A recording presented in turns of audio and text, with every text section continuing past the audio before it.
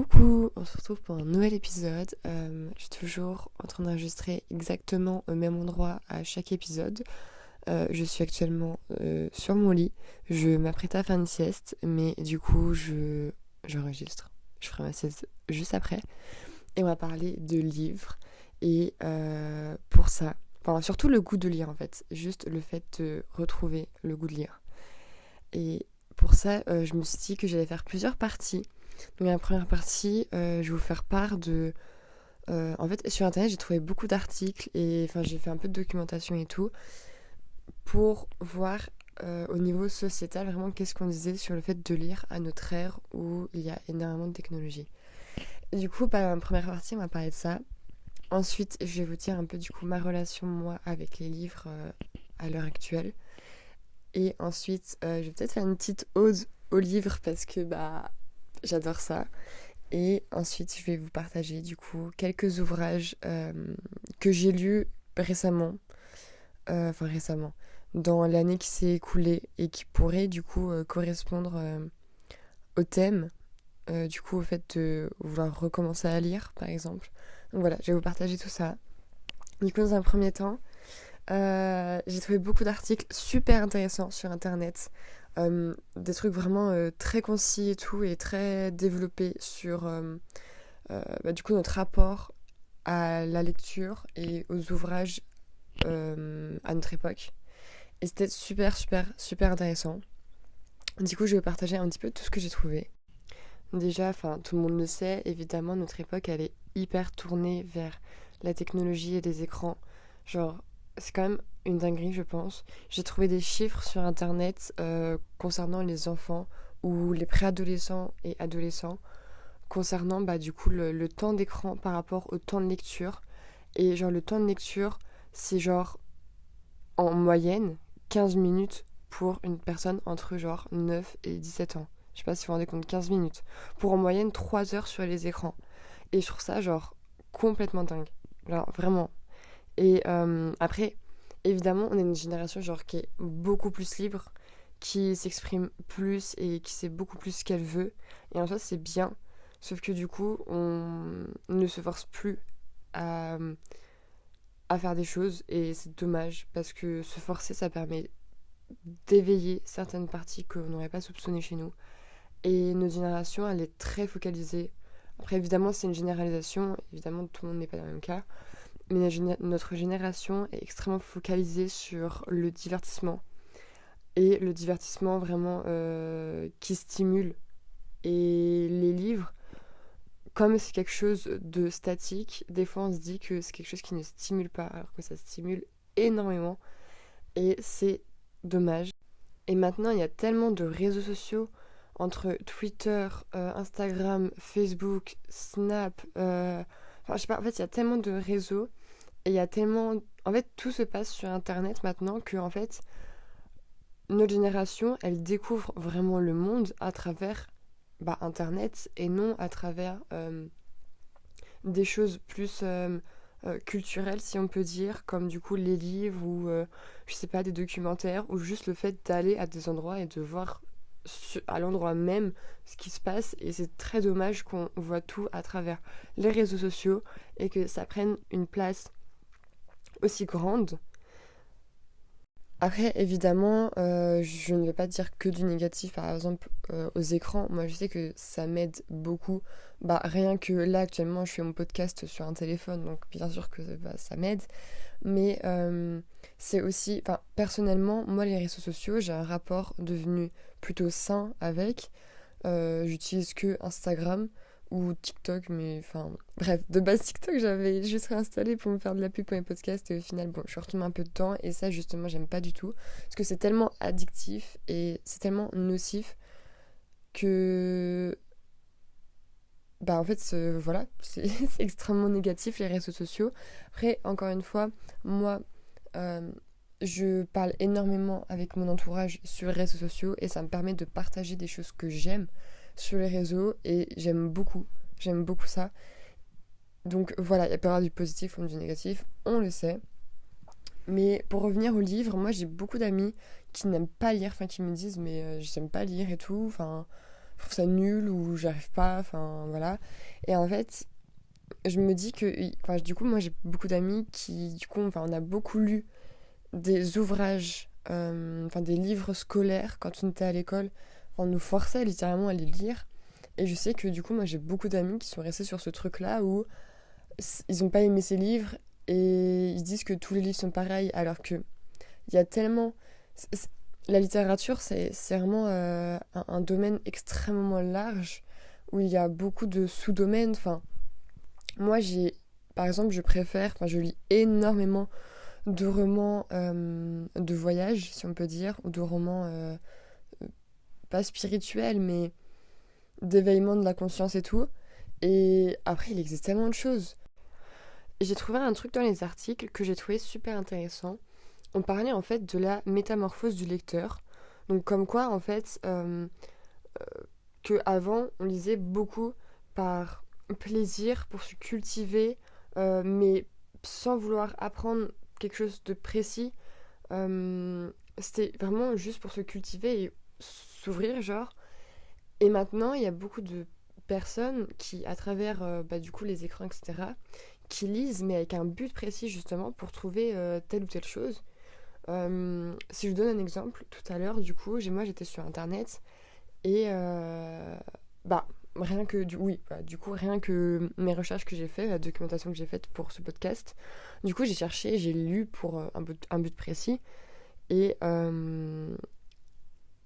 et au final bon ça m'a intéressé, du coup j'ai lu plus, je pense que j'aurais pu m'arrêter, mais tout ça pour dire que du coup il y a beaucoup de personnes de notre génération qui ne vont pas plus loin que ce qu'ils croient avoir besoin de savoir. Je sais pas si c'est clair, j'espère que c'est clair. Et aussi dans un autre article que j'ai lu, je pense que je vous partagerai les articles parce que c'était vraiment très intéressant. C'était super intéressant parce qu'en fait, on disait maintenant que la numérisation de la lecture, c'était à la moitié vu comme un enchantement et en même temps une déploration. Pourquoi ? Enchantement parce que c'est vu un peu comme une révolution, comme quand par exemple on est passé à l'imprimerie ou un truc comme ça. C'est vraiment vu comme une révolution et c'est une grande avancée quoi, qu'on puisse lire par exemple sur des liseuses ou des trucs comme ça. C'est quand même assez fou et c'est bien. En soi c'est bien qu'il y ait des avancées comme ça, mais c'est en même temps vu pour une déploration parce que par de nombreuses personnes dans le domaine littéraire, c'est vu vraiment. Enfin, il y a une crainte de la mort des livres en fait.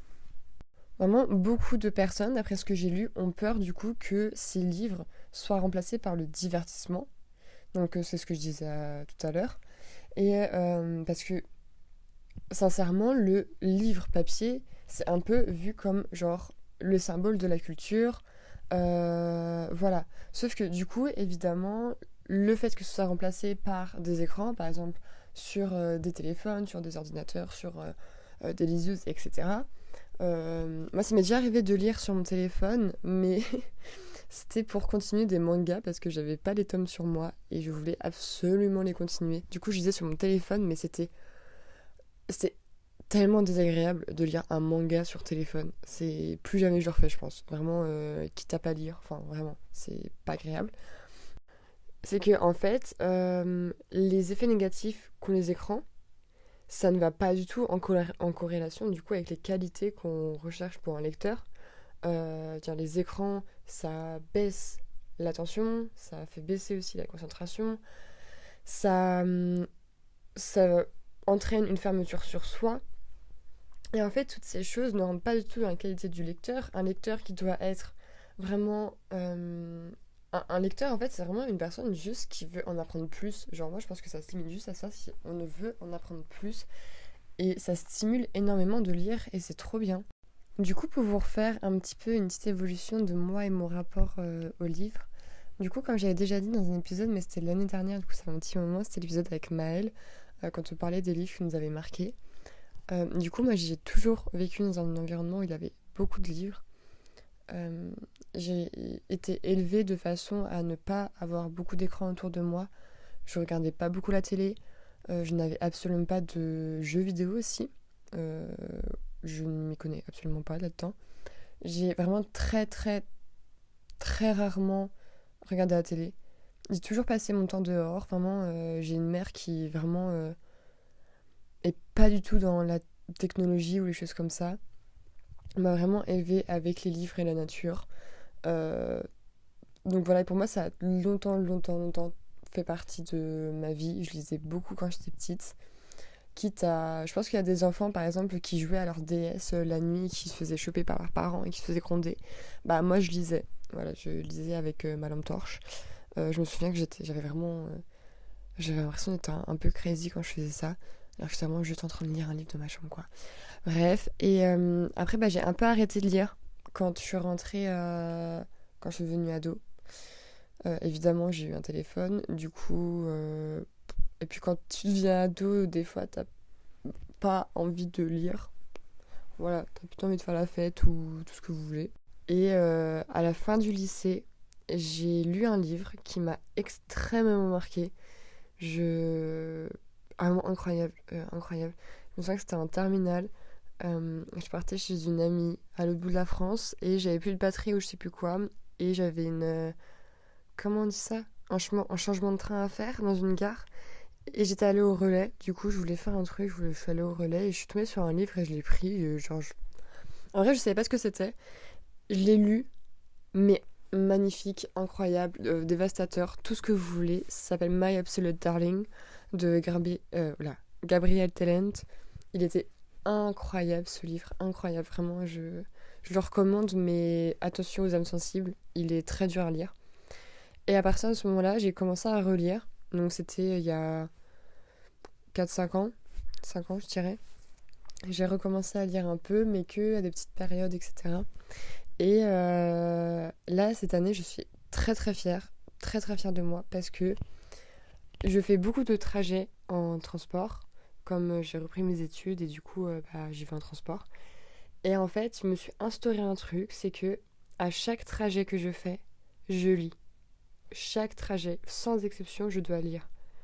Après, bon, j'avoue, des fois, je suis trop fatiguée et je peux pas lire, mais c'est normal.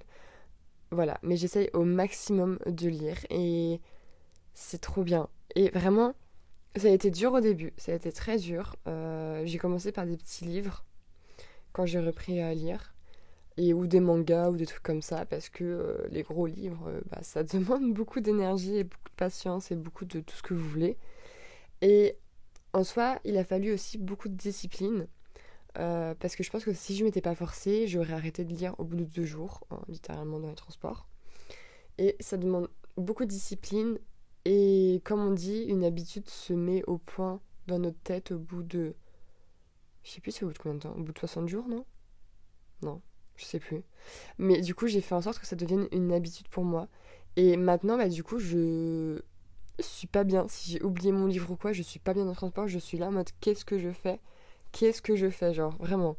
Et un truc fou, c'est que je me rends compte que du coup, des fois, quand j'oublie mon livre ou alors que je suis trop fatiguée pour le lire, du coup, je suis sur mon téléphone, je fais un jeu sur mon téléphone ou tout ce que vous voulez. Et en fait, ça me fatigue énormément. Genre, ça me fatigue beaucoup. Et à chaque fois, j'ai soit les yeux, comment dire, je vois un peu flou après, soit, genre, je me sens super fatiguée et j'ai un peu mal à la tête. Alors que quand je lis, je me sens juste trop bien et j'ai appris des trucs. Et vous savez, dans les sacs, du coup, qu'on prend pour aller en soirée ou tout ce que vous voulez, ou se promener, enfin bref, dans nos sacs, sacs à main ou quoi, on a toujours nos affaires personnelles qu'on met dedans, nos affaires qui nous représentent nous. Et genre, vraiment, ça peut être tout et n'importe quoi. Et moi, c'est un livre. J'ai toujours un livre dans mon sac. Parce que je me dis, on ne sait jamais ce qui se passe pendant la soirée. On ne sait jamais. Enfin, rien que hier soir, du coup, j'étais au bar avec mes copines. J'avais mon livre sur moi. Voilà. Et parce que je me dis, on sait jamais s'il y a un problème, je dois attendre 5 heures quelque part, ou... Enfin, je sais pas. Je me dis, si j'ai un livre sur moi, en fait, je me sens pas seule. Genre, sincèrement, je ne me sens pas seule quand j'ai un livre sur moi, que j'apprécie ce livre. J'ai l'impression que lui et moi, on ne fait qu'un.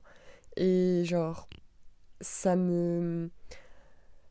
C'est peut-être bizarre à dire, mais ça me détend vraiment de savoir que j'ai un livre sur moi carrément. Du coup, maintenant, pour que vous compreniez pourquoi lire, c'est trop bien, on va faire une petite apologie, une petite ode au livre. Du Du coup, je vais vous lister un petit peu tous ces bienfaits. Du coup, lire, ça permet d'éveiller sa conscience, ça permet de nous faire voyager. T'as l'impression de faire partie d'une histoire. T'es satisfait quand t'as fini ton livre. Vraiment, t'as une satisfaction énorme. Ça te détend de lire. Ça stimule ton cerveau. Ça développe tes connaissances. Ça enrichit ton vocabulaire. Ça te divertit. Et c'est trop bien. Voilà, c'est un petit listage assez rapide. Mais bon, c'était déjà un petit listage. Maintenant, je vais vous partager du coup quelques livres que j'ai apprécié lire.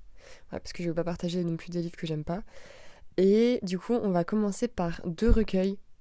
Donc les recueils, c'est quand il y a plusieurs histoires dans le livre, que ce soit des nouvelles ou des récits, enfin tout n'importe quoi. Je vais vous en partager 2. Je vais partager du coup un recueil présenté par Sylvain Tesson et un recueil du coup écrit par Stephen King. Du coup, pour chacun, je vais vous lire le résumé et je vais vous dire ce que j'en ai pensé. Du coup, on va commencer par le recueil présenté par Sylvain Tesson. Alors, en fait, ce n'est pas des histoires de Sylvain Tesson dedans, malgré le fait que ce soit mon auteur préféré, que j'aime vraiment, vraiment particulièrement Sylvain Tesson. Mais bon, là, du coup, c'est pas lui qui les a écrites. Mais je peux quand même en écrire dans la barre, dans ma bio, enfin dans la bio, dans le descriptif de l'épisode, s'il faut. Voilà, après je présentais quand même déjà un livre de Sylvain Tesson dans mon premier épisode sur les livres. C'était Dans les forêts de Sibérie, un livre incroyable. Ah bon, du coup je vais vous présenter celui-là.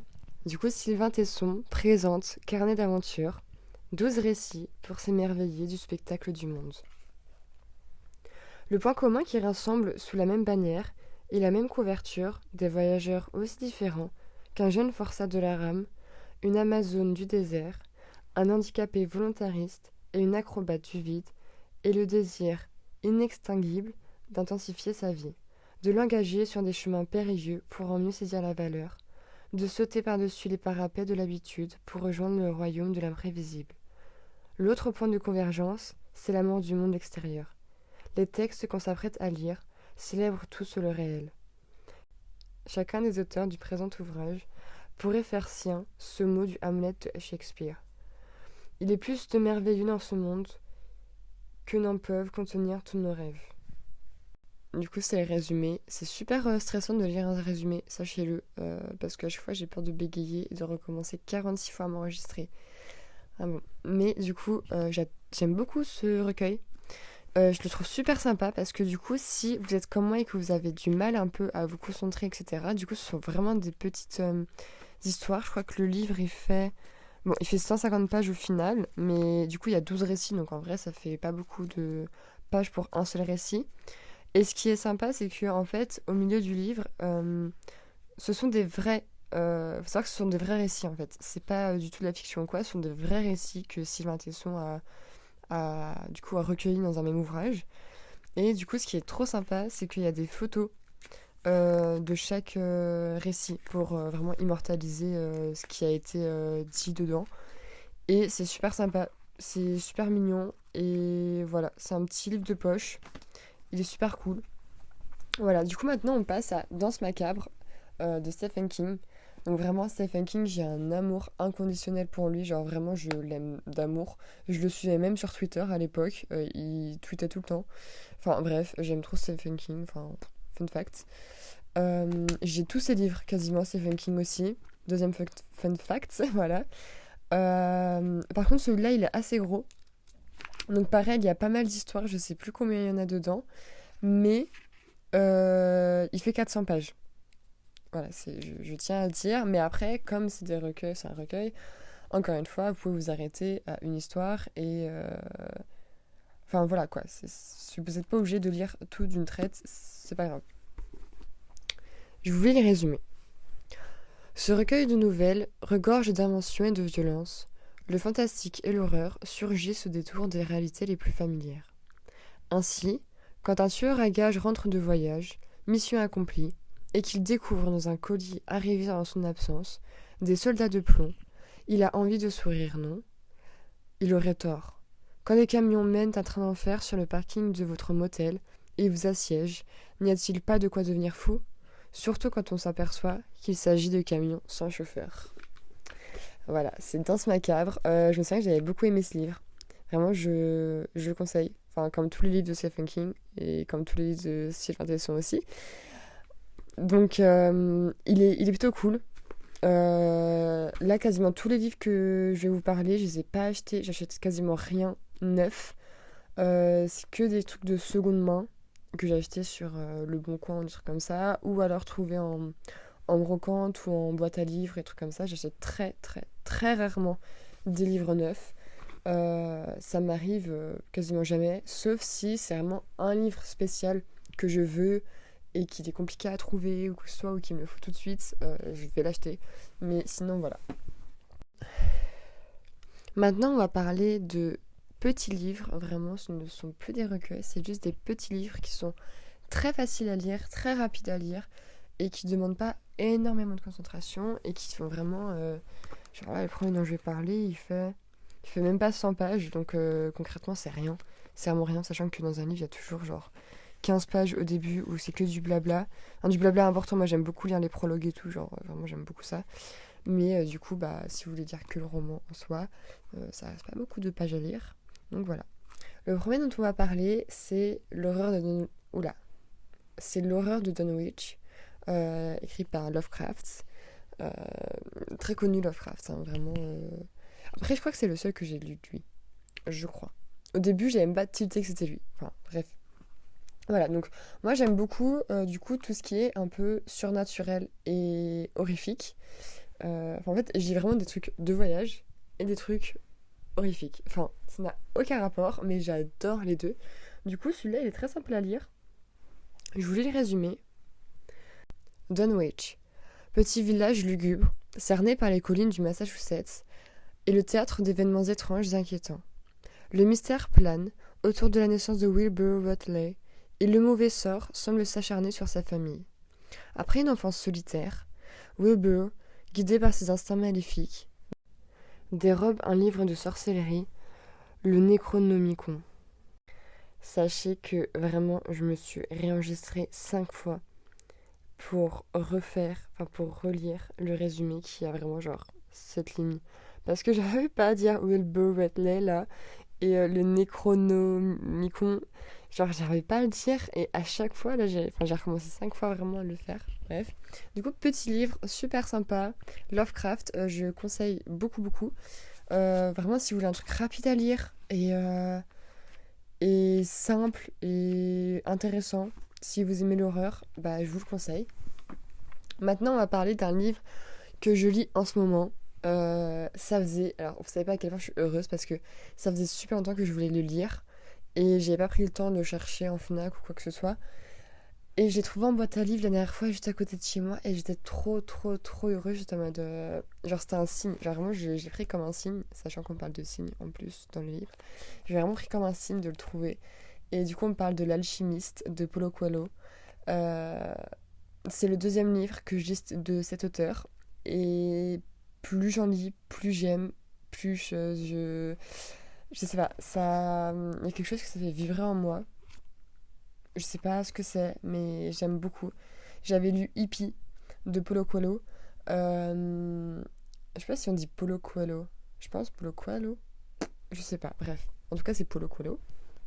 Et Hippie, en gros, ça racontait une jeune femme qui venait d'Amsterdam et qui voulait faire la traversée jusqu'au Népal pour faire une retraite spirituelle, voilà. Et en gros, du coup, on la suit pendant toute la traversée avec ce qui lui arrive, etc. et ce que ça lui apprend. Et j'avais beaucoup, beaucoup aimé ce livre. Et du coup, maintenant, je lis L'Alchimiste, du coup, de Paulo Coelho. Euh, un livre très connu, je le conçois. Je découpe pas de... Enfin, je le sais, je suis en retard sur la vie. C'est très connu, L'Alchimiste. Paulo Coelho aussi est un auteur très connu aussi. Mais j'ai commencé... en fait, je lis beaucoup, mais j'ai une culture littéraire qui est très réduite. Santiago, un jeune berger andalou, part à la recherche d'un trésor enfoui au pied des pyramides. Lorsqu'il rencontre l'alchimiste dans le désert, celui-ci lui apprend à écouter son cœur, à lire les signes du destin et par-dessus tout, à aller au bout de son rêve. Merveilleux conte philosophique destiné à l'enfant qui sommeille en chaque être, ce livre a déjà marqué une génération de lecteurs. Voilà, je pense que ça en dit beaucoup de pourquoi j'aime ce livre. Je l'ai même pas fini, j'en suis un peu plus de la moitié. Je l'ai commencé au début de la semaine, je crois. La semaine dernière, je sais plus. Et il est petit, hein. C'est juste que je l'ai pas lu rapidement. Il est petit. Enfin, pour moi en tout cas, il est petit. Il fait 190 pages. Voilà. Il se lit très facilement parce que ce sont des tout petits chapitres. Vraiment. Donc ça se lit très très bien. J'ai rien à dire en fait. Juste lisez-le. C'est tout ce que j'ai à dire. Ensuite, on passe à un tout autre registre. Ce n'est pas parce que ce sont des petits livres que je les conseille. Mais là, on va parler d'un livre, enfin d'une autrice plutôt, qui fait des romans policiers. Bon, en fait, je dis ça comme si elle n'était pas du tout connue. Alors, je parle vraiment de Mary Higgins Clark. Mais j'aime beaucoup cette autrice. Alors, de base, j'aime pas du tout les trucs policiers, que ce soit dans n'importe quel domaine culturel, genre cinéma, tout ce que vous voulez. Je n'aime pas les trucs policiers. À part Monk. Monk, j'aimais bien. Enfin bref. Et Monk, en même temps, on est obligé d'aimer. Mais du coup, Mary Higgins Clark, c'est une autrice que ma sœur lisait beaucoup quand on était plus jeune. Et du coup, ça m'a intéressée un jour et j'ai lu un livre d'elle. Je sais plus ce que c'était le premier que j'ai lu. Mais il m'avait beaucoup marqué. Genre, j'aimais beaucoup comment c'était fait. Enfin, en fait, vraiment, ce qui est bien dans ces livres-là, c'est que on suit vraiment tous les personnages. On a un point de vue omniscient sur l'histoire. Ah non, pas omniscient parce qu'on ne sait pas qui... Non, on a un point de vue, du coup, externe, pardon, mais en même temps très rapproché. C'est-à-dire que du coup, on suit tous les personnages et pas... Enfin, en gros, il y a un personnage principal, mais on suit tous les autres personnages presque comme s'ils étaient aussi importants que le principal. Et j'aime beaucoup. Et là, du coup, on va parler de son livre Recherche jeune femme aimant danser. Peut-être l'occasion de rencontrer le prince charmant.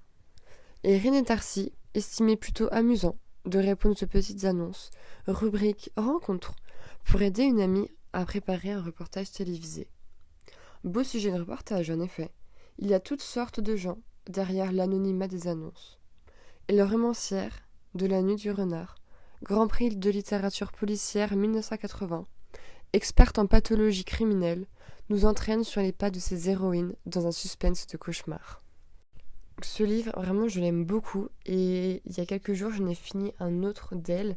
C'était Dans la rue où vit celle que j'aime. Il était super bien. Vraiment super bien. J'ai beaucoup aimé. En fait, tous les livres de Mary Higgins Clark, dès que je les lis, je me dis, oh, c'est mon préféré d'elle. Et à chaque fois, je le change en fonction de celui que j'ai lu. Enfin bon, donc ils sont vraiment bien. Et si d'ailleurs vous vous intéressez un peu aux vies antérieures, etc., du coup, dans celui que j'ai fini il n'y a pas longtemps, Dans la rue où vit celle que j'aime, on parlait des vies antérieures et c'était très intéressant. Vraiment, je vous conseille. Et enfin, pour finir, sur une super bonne touche, je vais parler d'un livre qui m'a marqué. En gros, c'est mon My Absolute Darling, mais version 5 ans plus tard. C'est Betty. Betty de Tifa McDaniel. Euh, Ce livre, il était incroyable. Incroyable. En gros, pour me mettre dans le contexte, il y a quelques années, il y a 3 ans, ouais, du coup, je travaillais dans des écoles sur Paris. Et en gros, j'avais noué une amitié avec l'enseignante qui travaillait avec moi, qui lisait aussi beaucoup et qui aimait beaucoup les documentaires, etc. Du coup, forcément, ça a créé des liens. Et elle m'avait conseillé un livre, du coup, qui s'appelait Betty. Et du coup, je l'ai acheté. Mais je l'ai lu beaucoup plus tard. C'est-à-dire que je l'ai lu il y a quelques mois. Donc vraiment des années plus tard. Et j'ai même pas de mots. En fait, ce qui me fume, c'est que le résumé... Genre, j'ai lu juste le résumé. Et je crois que c'est ça qui m'avait pas motivé à le lire à l'époque. Et là, je m'étais dit... Attendez. En gros, ce livre est énorme. Pour vous dire, il y a 700 pages. Voilà, il y a 700 pages, donc c'est vraiment pour les lecteurs plus confirmés qui n'ont pas peur de se plonger dans des livres. Et du coup, je l'ai lu il y a quelques mois, en entier, le truc... À part Harry Potter, j'avais jamais lu un livre aussi gros. Et du coup, j'étais très fière de moi. Et j'y suis allée du coup à l'aveuglette un peu, parce que du coup, le résumé, il ne met pas du tout dans l'ambiance du livre. Je sais pas si vous comprenez. Et j'ai même pas les mots, j'ai même pas les mots. Ce livre est à la fois une danse, un chant, un éclat de lune, mais par-dessus tout, l'histoire qu'il raconte est, et restera à jamais, celle de la petite indienne. La petite indienne, c'est Betty Carpenter, sixième de 8 enfants. Parce que sa mère est blanche et son père cherokee, sa famille vit en marge de la société. Avec ses frères et sœurs, Betty grandit bercée par la magie immémoriale des histoires de son père, au cœur des paysages paisibles de l'Ohio. Mais les plus noirs secrets de la famille se dévoilent peu à peu. Pour affronter le monde des adultes, Betty découvrira le pouvoir réparateur des mots. Ah, j'aime trop ce livre! Et il faut savoir que ce livre a reçu beaucoup de prix. Je vais vous lister les prix qu'il a eu. Prix du roman Fnac, prix America du meilleur roman étranger, prix des libraires Libre à nous du meilleur roman étranger, prix des librairies du Québec et prix Sésame. Voilà, mais je pense que ce livre aurait dû avoir encore plus de prix, quoi. Il est tellement beau. Attendez, je vais en rajouter une couche, je vais vous dire quelques critiques qu'il y a eu, qui sont dans le livre. Un livre exceptionnel, sublime, coup de poing, un futur classique de la littérature américaine. Betty est un roman ombre et lumière, enchanteur et tragique, dont la lecture laisse un vif sentiment d'admiration. Un roman fort et addictif. Comme un boulet de canon, Tifa McDaniel arrive dans le paysage littéraire avec un ouvrage d'apprentissage féministe, spirituel, magnifique. Désolée, mais moi quand je lis ça, rien que les critiques, forcément ça me donne envie de le lire, quoi. Ce livre était incroyable. Je mets des trigger warnings comme pour My Absolute Darling. Betty, c'est un livre dur à lire. On suit Betty depuis avant sa conception jusqu'à ce qu'elle devienne adulte. Il se passe des choses dures. Ce n'est pas simple à lire. Les autres, il n'y a pas de trigger warning pour ceux que j'ai cités avant.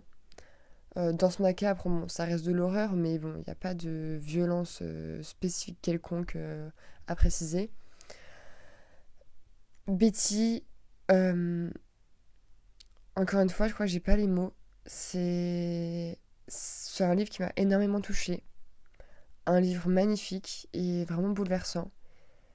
Et en plus, ce qui est très intéressant, enfin, pour moi en tout cas, ce qui a été très intéressant, c'est que je connaissais pas du tout la culture cherokee. Et c'était très intéressant, j'ai appris beaucoup de choses. Et vraiment magnifique, magnifique. C'est à la même hauteur, je pense, que My Absolute Darling. C'est... Waouh!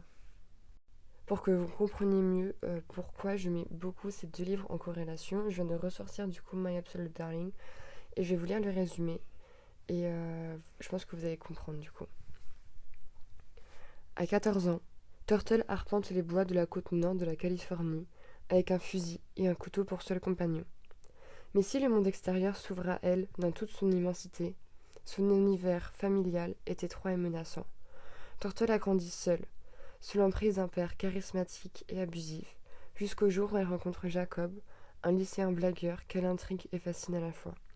Poussée par cette amitié naissante, Turtle décide d'échapper à son père et plonge dans une aventure sans retour où elle mettra en jeu sa liberté et sa survie. Voilà. Je vais vous lire pareil quelques critiques qu'il y a eu. Extraordinaire, il ne faut pas passer à côté de ce livre-là. Ce roman appartient à la famille de ces livres, impossible à oublier. En fait, ce qui est fou, c'est que ce sont deux livres qui prônent vraiment l'indépendance des femmes. Et ils sont magnifiques et très durs, mais magnifiques. Vraiment, Encore une fois, j'ai pas les mots. Enfin bon, on va terminer le podcast. J'espère que du coup, ça vous aura motivé un petit peu à lire. On retient la discipline parce que vraiment, sans discipline, c'est très dur de se relancer à lire quand on n'a pas lu depuis longtemps. Et il faut vraiment faire en sorte que ça redevienne une habitude. Vraiment une habitude. Comme ça, bah, vous serez comme moi après, vous aurez toujours un livre dans votre sac.